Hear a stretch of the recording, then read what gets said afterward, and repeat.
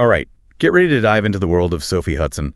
We've got excerpts from her devotional journal, All in All, and I'm excited to see what we can unpack together. Well, Sophie Hudson, she's this Christian author and speaker, really known for her humor, Oh, yeah. relatable approach to faith, and, well, that Southern charm. You can't miss it. Oh, for sure. And I bet that shines through in her writing. Speaking of which, I know she wrote A Little Salty to Cut the Sweet. Mm-hmm. I think it had something about potato salad in the title, right? Yes, that's the one.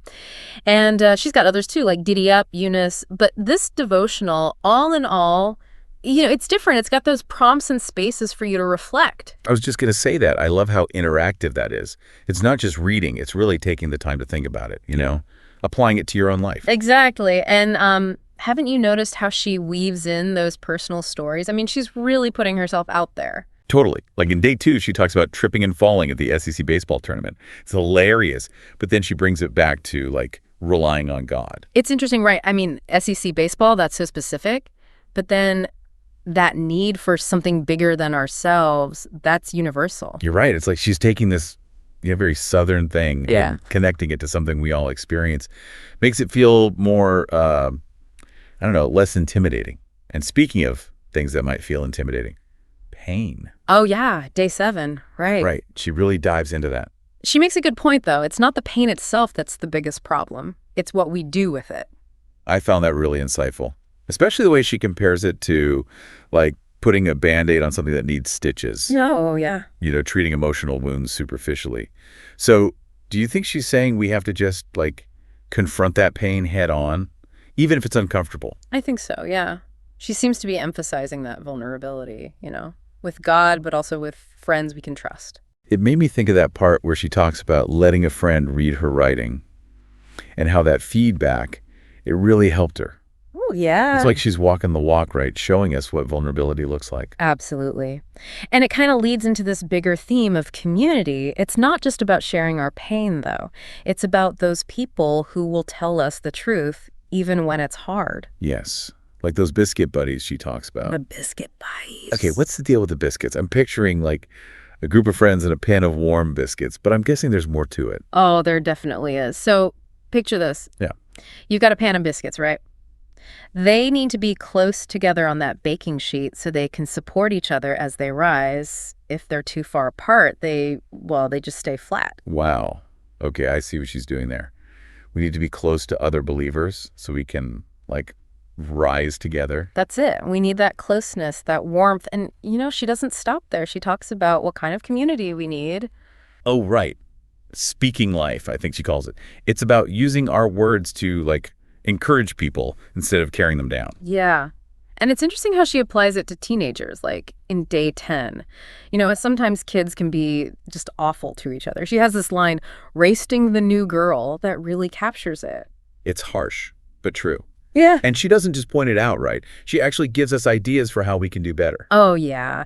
She talks about seeing God's image in everyone, being empathetic, and creating a culture of honor and respect. It's about more than just avoiding negativity. It's actively creating positivity. That's what makes her so good. It's practical, Yeah. But you know what else is something we all face? Worrying about the future. I mean, I know I do. And in day 14, she calls herself an excellent worrier. Excellent worrier. That's great. But she doesn't let worry win. She talks about letting go of those anxieties and trusting God's plan. Which is so much easier said than done. Yeah. But I think she hints at how we can do that when she talks about embracing imperfection. Oh, yeah.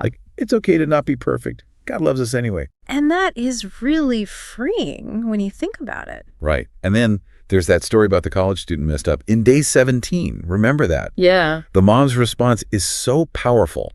It's not about saying the mistake was okay, but it is about offering grace. It's about letting her daughter know that it's okay to mess up as long as we learn from it. Right, exactly. And I think that's such an important message, especially with all the pressure we feel these days to be perfect. It's like she's offering this counter narrative. Yeah. It's okay to be human, to make mistakes.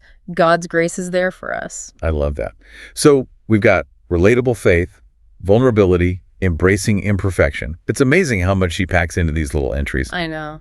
But I'm curious, what do you think about her style? What makes her such a good communicator? It's that mix of humor and honesty, and she doesn't shy away from those, deep theological concepts, but she explains them in a way that makes sense. It's like faith isn't just for Sundays, right? It's for every day. It's for SEC baseball games, for baking biscuits, for, life. Exactly. I think that's why people really connect with her. She's just so real. And she reminds us that God is there through it all, the good, the bad, the funny. Yeah, we can't forget about that excellent worrier line. It's so funny. But it also shows how willing she is to be open about her own struggles. And that makes her advice so much more powerful, don't you think? Because it's coming from someone who gets it, Absolutely. It's like, hey, Yeah. even people who write devotional journals worry sometimes. I think that's really important for people to hear, Yeah. especially these days. It is. And on that note, I think it's a good place to pause. We've covered a lot of ground already. Yeah, we have. Relatable faith, biscuit buddies, embracing imperfection. But we've only just scratched the surface. Next time, we'll dive deeper into some of the other themes that pop up in these excerpts. So until then, listeners, think about what's resonated with you so far. What really stood out? What's sticking with you? Hold on to those thoughts, those questions. We'll be back soon to unpack even more of Sophie Hudson's wisdom. See you then? See ya. Thinking about that whole surrendering to God's plan thing, it makes me think about how Hudson compares herself to her mom in Day 49. It really shows how, different people can have the same strong faith. Oh, yeah. She talks about how her mom was more introspective, not as outwardly emotional, but still, that quiet faith was something she admired. Right. It's like faith isn't a one-size-fits-all kind of thing. We can express it in different ways. What matters is that trust in God. What did you think about that comparison? Well, honestly, it made me think about the people in my life, how they live out their faith. Sometimes I'm too quick to judge, but Hudson reminds me that God works in each of us differently. I think that's a really good point, and it kind of leads into something else she talks about a lot. Faith shouldn't just stay in our heads, right? It should affect how we treat each other, especially when things get tough. For sure. Speaking of tough, she talks about that whole slightly romantic weirdness thing in Day 16, those times when, friendships with the opposite sex get complicated. Ah, yes. SRW. We've all been there. When feelings start to creep in and, well, you don't know where the lines are. Yeah, it can be a minefield. I like that she doesn't give us a bunch of rules, though. It's more about wisdom, asking God for guidance and having those good friends to help us figure it out. And she frames it in this context of surrendering our hearts to God. It's not about avoiding people. It's more about asking, what does God want for my life? How can I honor him in my relationships? Yeah, aligning our desires with God's desires. Trusting Yeah. that he knows what's best for us. Exactly. And that ties back into surrendering to his plan, right? Oh, totally. I mean, she's so honest about worrying. And come on, who doesn't feel pressure to have it all figured out? Right. But in Day 86, she reminds us that, hey, we are not God. We're not in control of everything. Which is scary. Letting go is hard. It takes a lot of trust. It does. And that's where her message about seeking God above all else comes in. In Day 49, she says, ultimately, he is the only all you need. Contentment comes from knowing him, not from, achieving things. It's so easy to get caught up in chasing happiness, though. It is. But she's saying real joy is deeper than that. It lasts. And it's what gives us the strength to do what's right, even when it's hard. In Day 63, she reminds us that being a Christian means being different. It means not conforming to the world's standards. Yeah, in Day 57, she talks about how the world's messages can really seep in if we're not careful. We have to be filtering what we're taking in, comparing it to what the Bible says. That's a good way to put it, filtering. It's about being active, not just letting everything wash over us. It's like a spiritual detox. Yeah. Clearing out the noise so we can hear God. Exactly. And sometimes that means taking a break from things that are, constantly bombarding us with messages, like social media, which she talks about in Day 91.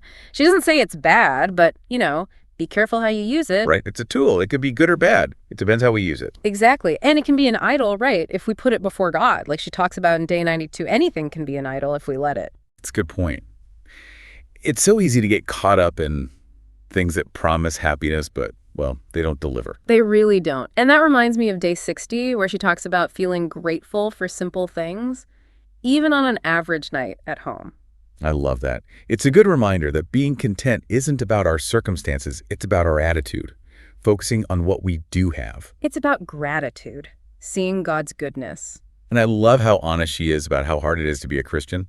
It's not always easy. It takes work. She doesn't sugarcoat it. Right. And in Day 63, she says straight up, following Jesus means doing the right thing, even when it's tough, even when it makes you stand out. And that can be hard, especially in a world that wants us to all be the same. It is. But she reminds us that real greatness isn't about, being famous or anything. It's about serving others, being humble, like Jesus. It's like she's flipping the script on what the world tells us. It's not about climbing to the top. It's about getting low, serving, loving. Yeah. And speaking of love and serving, I was really touched by her reflections on Mary and Elizabeth in day 69. That female friendship, the support. It's beautiful, and it's so refreshing, right? I mean, so often we see women portrayed as competitive, but here it's about building each other up. Right. It's like we need those safe spaces, those friendships where we can be real with each other. They're so important. But she also talks about the opposite, gossip and unkindness, like in day 70. Yeah, she reminds us to be careful what we say. Words have power. Think before you speak, right? Choose words that help, not hurt. And that goes for online stuff too, right? Social media. Oh, absolutely. It's like we lose our filter online sometimes. But our words still matter. They have real-world consequences. Yeah. It all goes back to remembering that words have power. We need to use them wisely, both online and in person. And this makes me think about something else Hudson talks about. God working in the small things, the everyday stuff we might miss. Oh, like in day 73. She says, don't get so caught up in the big moments that you miss God in the ordinary. And remember the story about the orchid in day 64? Oh, yeah. She thought it was fake because it hadn't bloomed. But then she learns that orchids can take years to bloom. It's like a reminder that we don't always see results right away, right? Sometimes we have to wait for God to work. And that's hard, isn't it? Especially these days when everything is so instant, it's easy to get discouraged. It is. But she reminds us to trust God's timing. He's working even when we can't see it, and to find joy in the journey, not just the destination. And that connects back to embracing imperfection, doesn't it? Letting go of control, trusting that God's got this. Totally. And then she talks about upselling our struggles in day 65. Exaggerating our problems to get attention. I think we've all done that. Oh, for sure. It's like we want to be the center of attention, even if it's for something bad. It's a form of self-centeredness, really. Yeah. And it can stop us from really healing and growing. Because when we're so focused on ourselves, we miss out on connecting with others and seeing God at work in their lives. And this all brings us back to what she says about abiding in Christ in day 66. We can't be good on our own. We need God's grace. And that comes from prayer, reading the Bible, being with other Christians, staying connected to the source. Yeah. And when we're connected to God, we can live differently, serve others, make a difference. Like she talks about in day 67, be humble, serve others. That's where true greatness is. She's turning everything upside down, right? It's not about getting ahead. It's about serving, reflecting Jesus. Yeah. And that serving can look like so many things. It can be as simple as noticing someone who needs help. Like in day 76 with the guy coughing in church. I love that story. It shows how powerful small communities can be when people care for each other. It's a good reminder that we don't have to do something huge to make a difference. Sometimes the smallest things mean the most. And they can have a big impact, building bridges, strengthening relationships. Absolutely. And those connections are so important, especially when things are tough. Like when she talks about leaders falling from grace in day 77. Oof, yeah, that's hard. When people we admire mess up, it can be really disillusioning. It can. But she reminds us to respond with humility, prayer, and to remember that God can redeem anything. And that he's faithful even when people aren't. Exactly. Yeah. And that faith is rooted in the gospel, which sometimes we forget about in the busyness of life, like she describes in day 79, getting distracted during worship. Oh, I do that. It's so easy to think about your to-do list instead of focusing on God. She challenges us to really be present in those moments, to engage our hearts and minds. Because worship isn't just singing, right? It's about surrendering to God, finding joy in his presence. And that joy, it helps us through the hard times. It gives us strength. Speaking of which, remember what we were saying about focusing on the small things, like that orchid story? Oh, yeah, I love that story. It's a reminder that we don't always see the fruit of our efforts right away. Right. We have to wait for God's timing. It can be so hard to wait, though. We want everything now. It is. But she encourages us to trust that God is working, even when we can't see it. To enjoy the journey. And you know what else can be hard? What's that? Not upselling our struggles, like she talks about in day 65. Exaggerating our problems to get attention. I think we've all done that. Oh, absolutely. It's like we make ourselves the center of the story, even when it's not a good story. Right. And that can actually keep us from growing. Exactly. When we focus on ourselves, we miss out on connecting with others, seeing God at work in their lives. It all goes back to that abiding in Christ idea in day 66. Yeah. We can't be good on our own. We need God's grace. Right. We need prayer, the Bible, other Christians, staying connected to God. That's what matters. And that helps us live differently, serve others, make a difference. It's what she talks about in day 67, being humble, serving others.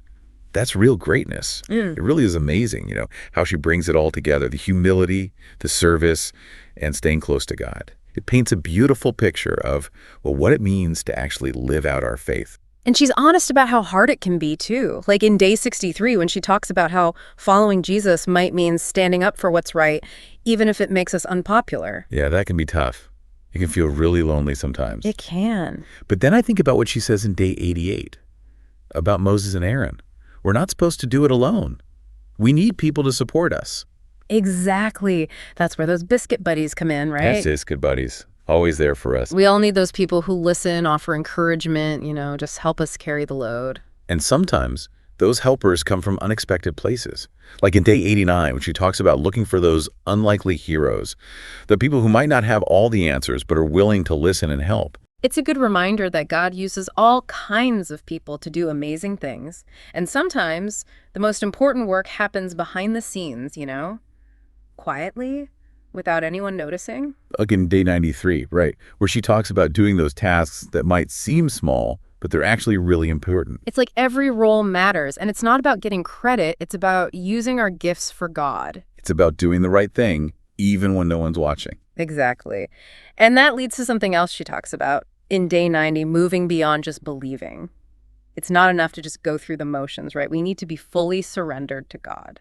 Let him change us. I think that's a challenge for a lot of us. It's easy to get stuck in a rut, go to church, read the Bible, check. But she's pushing us to go deeper, to really experience our faith. In real faith, it's messy, just like life. And in day 91, she talks about that with social media, how it can be good or bad. Oh, yeah. She brings up some great points about that. Are we using it to connect, to encourage, or are we just comparing ourselves to getting distracted? It all goes back to those idols she talked about. In day 92, she says anything can be an idol if we put it before God. Even something that seems harmless, like social media. So we need to be honest with ourselves. What are we really looking for? What's motivating us? It's a good question. And this makes me think about how she talks about dealing with disappointment. In day 94, when things don't go our way, it's easy to doubt God. Oh, yeah. When we hit those roadblocks, it's like, wait, is God really in control? Does he even care? But she reminds us that I is in control, and he does care. We just have to trust his plan, even when we don't understand it. It's about surrendering, even when it's hard. It is, and that's faith right there. Believing that God's plan is better than ours, even when we can't see it all. And that faith is what helps us get through the tough times. It gives us hope. Like in day 95, when she says not to dwell on the past. As Christians, our best days are ahead of us. That's a great reminder. And then in day 97, she says to embrace the new things God is doing, to step into the unknown, knowing he's with us. It's a call to adventure. It is, to trust God and step out in faith, even when we're not sure what's coming next. So as we wrap up this deep dive into Sophie Hudson's world, what are your final thoughts? What's sticking with you? It's amazing to me how her message is so relevant, No matter what we're facing, she offers wisdom and encouragement. It's like she's given us a toolkit for life, right? And she reminds us that we don't have to go it alone. We have God, our community, and the Bible to help us. So listeners, as you think about everything we've talked about, what stands out to you? What's resonating in your heart? What's one small step you can take today to apply what we've learned? Maybe it's reaching out to a friend, or practicing gratitude, or just letting go of those worries and giving them to God. Remember, even the smallest act of obedience can make a difference. Thanks for joining us on this deep dive. It's been a pleasure. Until next time, keep diving deep. Thank you for tuning in to this episode of Pages to Dialogues. We hope you enjoyed our discussion and found valuable insights to apply to your life. If you did, please consider subscribing to our YouTube channel, Pages to Dialogues, for more thought-provoking dialogues on Christian books. Don't forget to hit the notification bell so you never miss an episode. We'd love to hear your thoughts and feedback on this episode. Please leave a comment below, and let's continue the conversation. If you know someone who would benefit from our discussions, please share this episode with them. Your support means the world to us. Finally, if you appreciated this episode, please give us a thumbs up and a like. It helps us reach more people and continue creating content that inspires and uplifts. Thanks again for listening, and we look forward to engaging with you on our next episode of Pages to Dialogues.